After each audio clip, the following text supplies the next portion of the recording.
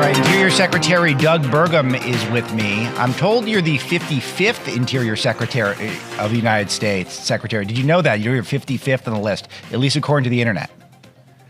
That's accurate, Alex, and honor to serve as leading the most misnamed department in all of government. Yeah, I believe that. Why don't you expand on that? I mean, share what you mean by that. Well, I mean, interior, people think like you're inside something. They think of like interior design. They think it's interior of a continent, like you're the Secretary of Nebraska. But, interior's got, if it was a standalone balance sheet of interior, it would be the largest balance sheet of any company, private or public, in the world. Wow. 500 million acres of surface land, 700 million acres of subsurface, 3 billion plus of offshore undersea acres. And of course, even like some of our biggest states, whether you've got Utah, Nevada, Alaska, and some of those places, the federal government owns up to 60% of the land in those states. So it is a huge responsibility. All the national parks, all the historic battlefields, all U.S. fish and wildlife. Great opportunity to be celebrating the Freedom 250 this year as we celebrate our 250th anniversary. But when you take a look at in addition to everything I've described, 14 time zones, from Guam to the U.S. Virgin Islands, these are all managed relationships, U.S. territories by Interior. And of course, we've got Air Force bases in the Pacific on these territories. The people that live there are U.S. citizens. So it's a fascinating breadth of a job, but maybe it should be called the Department of the Exterior, because it's got a lot to do with the outdoors and not really anything to do with the indoors. Yeah, I was going to say, Greg and Sean, I'm going to have to scrap my first half dozen questions, which were all about interior design. So that was a big mistake. It really messed up the prep here. Secretary, I want to talk about your role in the administration, where I think you and Secretary Wright at Energy could be the key that picks the lock for this year, where we're going to be nonstop affordability talk. If you guys can get some room to run and do what you want to do, I think prices in this country are going to come down, and I think people are going to be making a lot of money. But I want to start overseas at the Department of Exterior. And let's talk about Venezuela. The president was very critical of when we waged war in Iraq for 2 decades, lost a lot of people, lost a lot of treasure, and then didn't take the oil, even though there were constant news cycles about taking the oil. Do you see us acquiring some of that Venezuelan oil? And I also want to hear about what that crude is like. It's much heavier crude, but it is useful in some ways. Speak to us about this. Well, 2 things. Let's talk about the economics of this. President Trump, brilliant strategy that he's executing on Venezuela, breathtakingly perfect execution of as commander-in-chief. But then we take a look at it from a geopolitical standpoint, the conducting this law enforcement effort against a criminal who was posing as a president in Venezuela and was in a country that exported 3 things: oil, gold, and drugs. And most of the drugs were coming to the U.S. President Trump stopped. Step 1, stop the mass invasion, control the border. Step 2, we were taking mass casualties because of all the drugs coming into our country. And I mean, we lost the equivalent of 6 Vietnams of deaths in America under Joe Biden because of overdoses from illegal drugs, mostly coming over the southern border. So to stop the flow of that. But then we've got this corrupt country Venezuela was turning into the playground for every bad actor in the world. Hamas, Hezbollah, the Russians, the Iranians, and who was benefiting from all that? China, because when failed sanctions, even if the oil is still going out in the dark fleet, it was going out at discounts up to 33% off of list. China was the number 1 buyer of all that. And so it was helping our adversaries, hurting America. All of that flipped around in one fell swoop. What it could mean in terms of toppling Cuba, what it could mean towards helping the economy of the United States. Because on your second question, yes, Venezuelan crude is heavy crude. But with that heavy crude, there's an opportunity. Our refineries 25 years ago on the Gulf of Mexico coast were set up to process that Venezuelan crude. You put billions more into your refinery, but you can get more products out of it on the heavy end, including things like asphalt for road building. There's value. Once you've made the investment in the refinery, there's value to managing that level of crude. So that connection had been broken. There wasn't Venezuelan crude coming into the U.S. That's going to mean lower prices for gasoline, for diesel, for aviation fuel. It's going to mean increased jobs on the Gulf Coast and American refineries. It means all of those things. And for Venezuela, it means that they can start getting paid the world price for their oil again, as opposed to this massively discounted prices. And the U.S.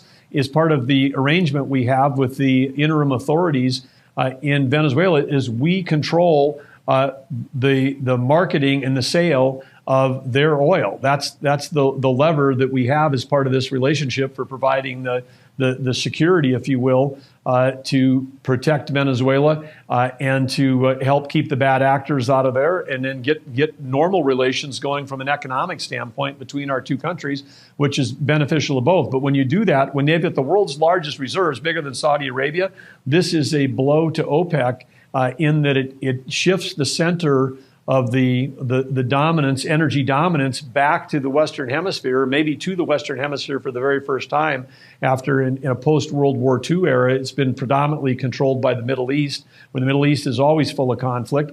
President Trump would like to end that. Maybe we're getting closer to that. But this is a big thing for world peace, and it's a huge thing for American prosperity with these brilliant moves President Trump made on Venezuela.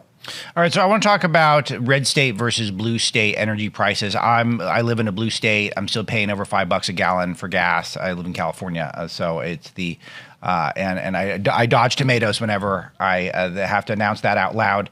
But what's the difference? Why does it feel like it's so much cheaper to get energy in red states? Well, ideology has been driving politics, and politics has been driving policies, and policies drive pricing. And in blue states, if you say, hey, we are going to not have affordable, reliable U.S. energy, and we're going to go down the path, the Green New Scam, and we're going to go for highly taxpayer subsidized, intermittent, weather-dependent sources of energy, then there's a premium on that, which is part of the scam. Was it didn't tell anybody. The producers and the folks that are getting those tax credits are going to get rich, but you as a consumer are going to become poorer and poorer because you're going to have to pay more. And California is an extreme case of this. So is New York and the whole New England area. But take the price of electricity in New England, it's triple the cost, 30 cents for a kilowatt of electricity in New England versus 10 cents in my home state of North Dakota. And so so that is like triple what people are paying. And then you take a look at you talked about plus $5 a gallon for gas in California. California used to have 40 refineries. Now they have 8. 2 more, Chevron and Valero, have announced they're closing because of the regulatory red tape that's choking them out of business. And then meanwhile, because California, like New York, has blocked pipelines coming into the state where you could be getting affordable, reliable U.S. energy that could be converted into electricity, California is actually a national security threat right now. 63% on their own California website, their own reported data, 63% of the oil that's consumed in California is being imported from foreign countries. Iraq, #1 on the list. So in California, for all their vaunted regulation about going with EVs, California still has more internal combustion cars than any other state even has vehicles.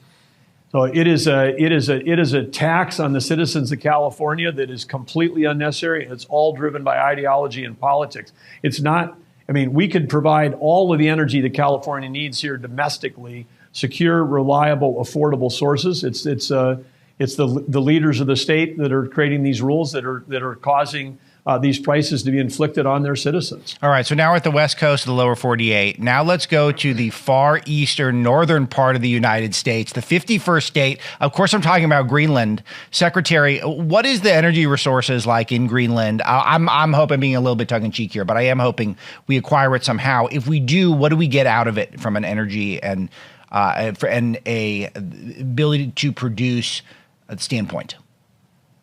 Well, we take a look at presidential action that shaped our country. When we look back on the 250 years, Thomas Jefferson, Louisiana Purchase, transformed our country. When Alaska was purchased, it was called Seward's Folly after the Secretary of State. Right. But Alaska, is the other bookend on North America. If you take a look at a map of the world from the North Pole looking down, you've got Alaska on one side, Greenland on the other side. Greenland, people say it's so far away. Greenland's closer to Washington, D.C. than than Alaska is. It's in a heck of a lot closer than Hawaii is. It's definitely closer than our territories that we have in the Pacific.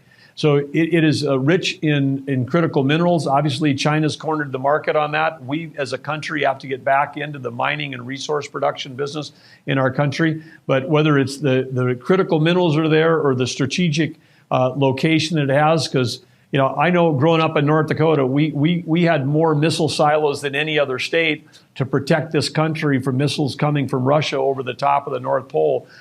Greenland presents even a better line of defense for both us and for Europe out of there. And again, as President Trump has said, if we're not involved in Greenland, you know who's got built 6 weather stations there? China.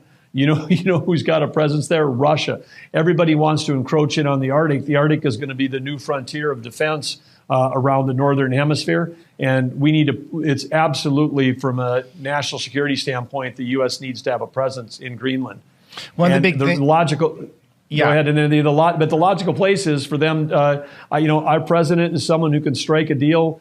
He's the best deal maker we've ever had as president. I think there's a win-win here, absolutely a huge win-win.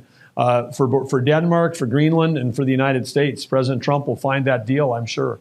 Secretary Burgum, I got about a minute left. I'm looking at some of these big, beautiful bill benefits that are going to be ripening over the course of the year. What are you most excited about that could unleash American energy dominance?